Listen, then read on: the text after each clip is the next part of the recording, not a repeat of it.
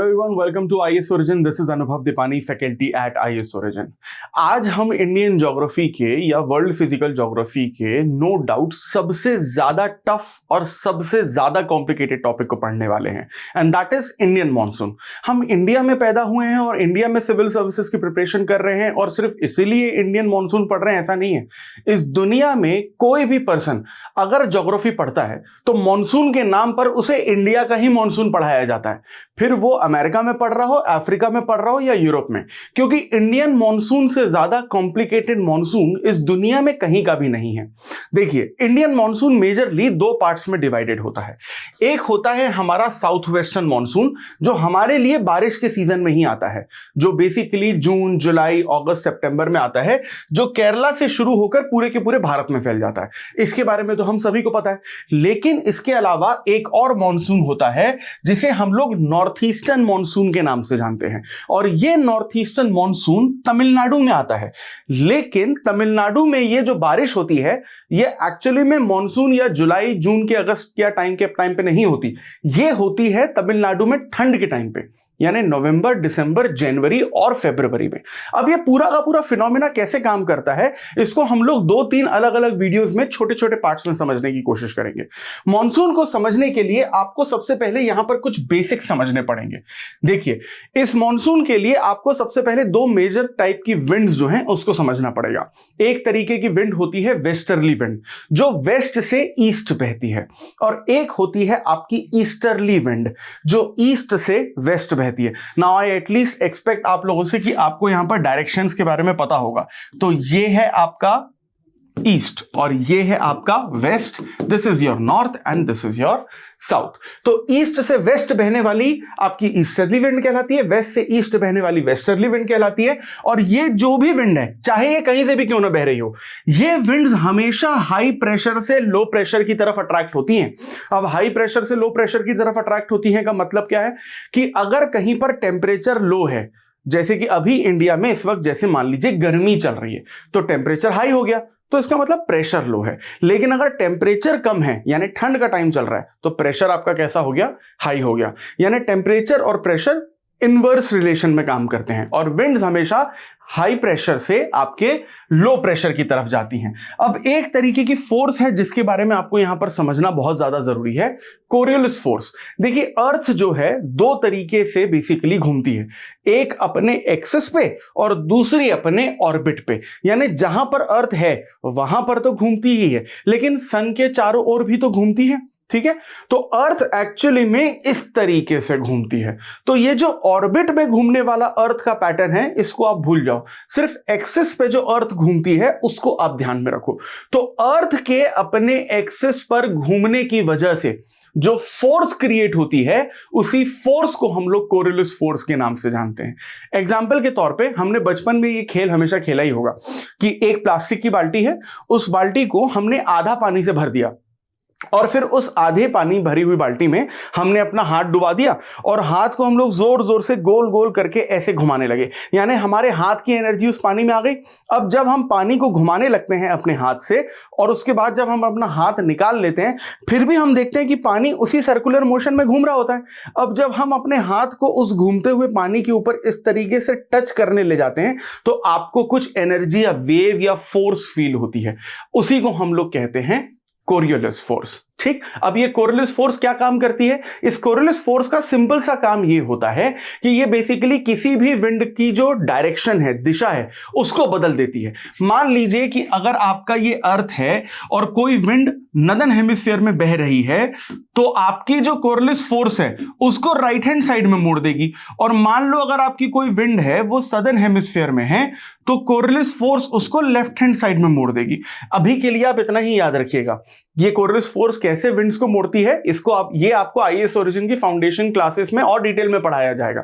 लेकिन अभी के लिए इतना याद रखिए कि कोरियोलिस फोर्स किसी भी विंड को नदर्न हेमिस्फीयर में राइट हैंड साइड में मोड़ देती है और सदर्न हेमिस्फीयर में लेफ्ट हैंड साइड में मोड़ देती है। अब आते हैं हम लोग अपने मॉनसून पे, if we have basically cleared our basics. अब देखो, ये है आपका सदर्न हेमिस्फीयर, ये है आपका northern hemisphere, Tropic of Cancer, Tropic of Capricorn, ये इंडिया की लोकेशन और ये ऑस्ट्रेलिया की location. So IAS Origin is coming up with the new UPSC GS batch जिसमें आपको लाइव क्लासेस, रिकॉर्डेड लेक्चर, आपको बहुत सारा एक्सेस में मिलेगा, हार्ड कॉपी मटेरियल जो आपके घर तक आपको पहुंचाया जाएगा, डाउट रिजोल्यूशन क्लासेस और टॉपर सेशंस और आंसर राइटिंग जैसे बहुत सारे फीचर्स हैं। सभी फीचर्स को डिटेल में जानने के लिए डिस्क्रिप्शन में जो लिंक दिया गया है उसे क्लिक करिए और आईएएस ओरिजिन के ऑफिशियल नंबर पर कांटेक्ट करिए।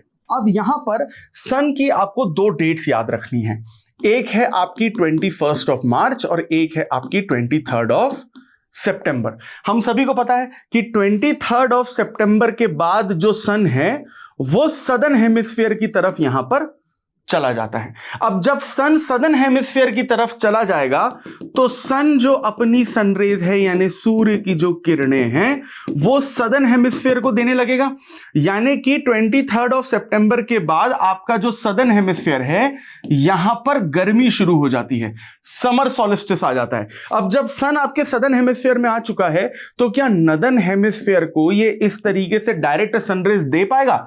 नहीं दे पाएगा। तो यहां पर गर्मी नहीं लेकिन ठंड शुरू हो जाएगी जिसे हम लोग विंटर सॉलिस्टिस के नाम से जानते हैं। अब आपने ऐसा फील भी किया होगा कि 23 ऑफ सितंबर के बाद भले ही ठंड नहीं आ जाती लेकिन गर्मी तो कम होनी शुरू हो ही जाती है और दिवाली के बाद पूरी तरीके से ठंड आ जाती है। तो यहां पर आप देखिए कि इंडिया में ठंड आ चुकी है, यानी नदर्न हेमिस्फीयर में ठंड आ चुकी है। अब जब ठंड आ चुकी है तो उस वक्त ये जो इंडिया है, कड़ाके की ठंड की अगर बात करें तो ऑन एन एवरेज 4 से 5 डिग्री टेम्परेचर तो हमारे यूपी बिहार के साइड में यानी गंगा यमुना के बेल्ट में हो ही जाता है। लेकिन अगर आप इससे थोड़ा सा और नदर्न हेमिस्फीयर की तरफ जाएं और आप अपने पोलर जोन में जाएं यानी 66.5 to 90 डिग्री में जाएं तो वहां पर आपको ठंड के टाइम पे -40 -50 डिग्री सेल्सियस टेम्परेचर देखने को मिल जाता है और वहां पर इतना ज्यादा टेम्परेचर कम होता है कि हाईएस्ट हाई प्रेशर वहीं पर होता है। अब हमने अब भी पढ़ा था कि कोई भी विंड हाई प्रेशर से लो प्रेशर की तरफ ही बेसिकली ट्रैवल करती है। तो अगर कोई विंड हाई प्रेशर से लो प्रेशर की तरफ ट्रैवल कर रही है तो यानी कि किसी विंड का ओरिजिनेशन भी तो हाई प्रेशर से ही होगा और इसी वजह से हम लोगों को देखने को मिलता है कि इसी हाईएस्ट प्रेशर की वजह से इस पोलर जोन से एक विंड का ओरिजिनेशन होता है जिसे हम लोग जेट स्ट्रीम के नाम से जानते हैं। अब ये जो जेट स्ट्रीम है इसकी कुछ कुछ अलग अलग क्वालिटीज होती हैं। एग्जांपल के तौर पे ये जो आपकी विंड है जेट स्ट्रीम, ये एक वेस्टर्ली विंड है, ठीक है। ये जेट स्ट्रीम एक आपकी वेस्टर्ली विंड है। इसका मतलब ये हुआ कि ये वेस्ट से ईस्ट की तरफ ट्रैवल करती है। इसके अलावा ये जो विंड है ये बहुत ज्यादा कोल्ड है क्योंकि सीधी सी बात है पोलर जोन से निकली तो कोल्ड तो होगी, लेकिन ये विंड ड्राई भी है यानी कि इसमें इतनी ठंड है इसके आसपास कि इसके आसपास की जो वाटर पार्टिकल्स हैं, जो पानी की बूंदें हैं या नमी है या ह्यूमिडिटी है वो भी बर्फ में कन्वर्ट हो चुकी है। तो पूरी तरीके से ड्राई विंड है। इसके अलावा ये एक अपर ट्रोपोस्फेरिक विंड है। अपर ट्रोपोस्फेरिक विंड है मतलब ये 7 से 11 किलोमीटर की हाइट पे बहती है या ब्लो करती है।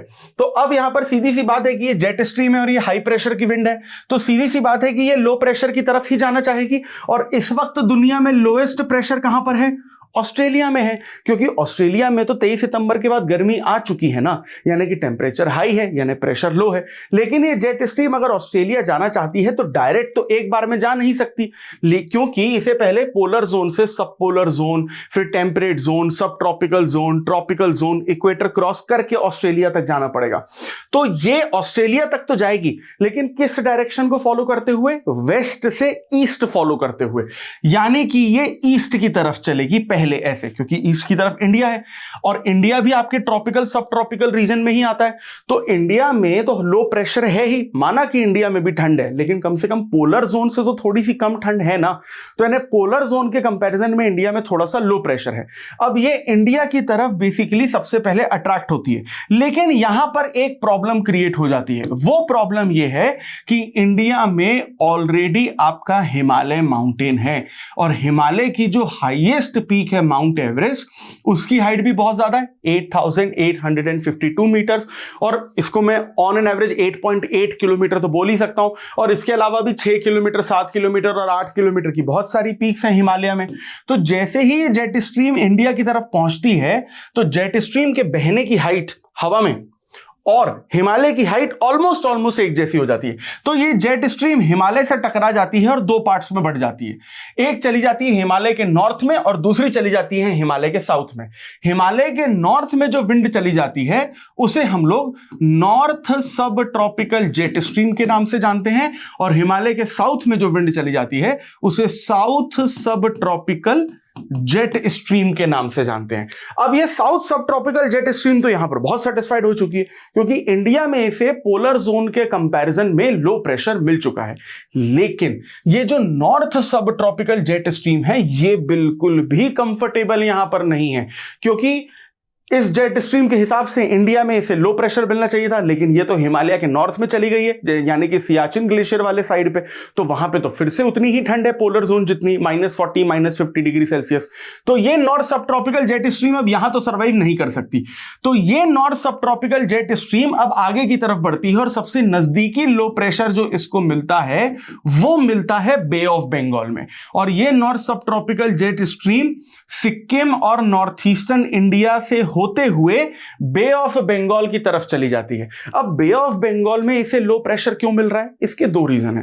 पहला रीजन, भाई पूरे इंडिया में ठंड है माना, लेकिन बे ऑफ बंगाल में हिमालय के कंपैरिजन में तो कम ठंड है ना, क्योंकि हिमालय में तो ठंड की वजह से बर्फ जम चुकी है। लेकिन क्या बे ऑफ बंगाल में भी ठंड की वजह से बर्फ जम जाती है क्या? बिल्कुल भी नहीं जमती। यानी बे ऑफ बंगाल का जो प्रेशर है वो हिमालय से तो कम ही है। इसके अलावा फिजिक्स का एक बेसिक फिनोमेना है जिसे हम लोग कहते हैं पॉजिटिव एनोमली। पॉजिटिव एनोमली का मतलब यह होता है कि विंटर सीजन में जो पानी होता है वो आपकी जमीन से ज्यादा गर्म होता है। अगर आपने ठंड के दिनों में कभी भी किसी नदी में या तालाब में या झील में अगर डुबकी मारी होगी तो आपको शुरू के 10 सेकंड में तो उस नदी में बहुत ठंड लगती है, लेकिन 10 सेकंड बाद उस ठंड में आप बड़े नॉर्मल हो जाते हो और फिर आपको लगता है कि यार पानी तो उतना ठंडा नहीं है जितना सोचा था। लेकिन जब आप उस नदी से बाहर निकलते हो तब आपको ठंड लगनी शुरू होती है एंड यू रियलाइज कि यार एक्चुअली जो धरती है वो ज्यादा ठंडी है लेकिन पानी गर्म है। तो पॉजिटिव एनोमली में फिजिक्स यही कहता है कि ठंड के टाइम पे पानी गर्म होता है लेकिन जो जमीन है वो ठंडी होती है। तो पानी गर्म है यानी कि लो प्रेशर है, और ये नॉर्थ सब ट्रॉपिकल जेट स्ट्रीम इसी वजह से बे ऑफ बंगाल में आ जाती है। अब जैसे ही ये बे ऑफ बंगाल में एंटर करती है तो ये जो आपकी जेट स्ट्रीम जो पोलर जोन से निकली थी ये कोल्ड विंड तो थी ही, लेकिन ये ड्राई विंड थी क्योंकि ह्यूमिडिटी बिल्कुल भी नहीं थी। लेकिन जैसे ही ये jet stream Bay of Bengal के ऊपर आ जाती है ये बे ऑफ बंगाल की जो ह्यूमिडिटी है उसको भी अब्सॉर्ब कर लेती है, और फिर ये कोल्ड और ड्राई विंड बन जाती है आपकी कोल्ड और ह्यूमिड विंड, मॉनसून या बारिश के लिए एकदम परफेक्ट। लेकिन यहां पर ये जेट स्ट्रीम कहां जाना चाह रही है at the end of the day? Australia, क्योंकि यहीं पर तो है लोएस्ट प्रेशर और यही फाइनल डेस्टिनेशन है आपकी नॉर्थ सब ट्रॉपिकल जेट स्ट्रीम की। लेकिन इससे पहले ये जेट स्ट्रीम इक्वेटर क्रॉस करके ऑस्ट्रेलिया जाए उससे पहले ही यहां पर एक नए कैरेक्टर की एंट्री हो जाती है जिसे हम लोग कहते हैं कोरियोलिस फोर्स। ये वही कोरियोलिस फोर्स है जो विंड्स के डायरेक्शन को चेंज कर देती है, जिसके बारे में हम लोगों ने इस वीडियो की शुरुआत में ही पढ़ा था। और यहां पर ये नदर्न हेमिस्फीयर है, तो नदर्न हेमिस्फीयर में कोरियोलिस फोर्स किसी भी विंड को राइट हैंड साइड में मोड़ देती है। तो अब आप देखिए कि इस विंड का राइट हैंड साइड क्या है? इस विंड का राइट हैंड साइड है ये। अब देखो अपना राइट हैंड साइड मत देखना, विंड का राइट हैंड साइड देखो, क्योंकि विंड की जो डायरेक्शन है वो ऊपर से नीचे है यानी नॉर्थ से साउथ है। तो इसका जो बेसिकली राइट हैंड साइड का डायरेक्शन हुआ वो ये हुआ।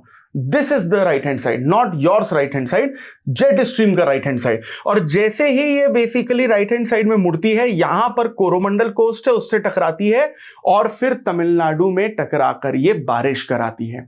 और इसी तमिलनाडु के विंटर के मॉनसून को हम नॉर्थ ईस्टर्न मॉनसून बोलते हैं, क्योंकि ये जेट स्ट्रीम आपके इंडिया के नॉर्थ ईस्ट से होते हुए आई है।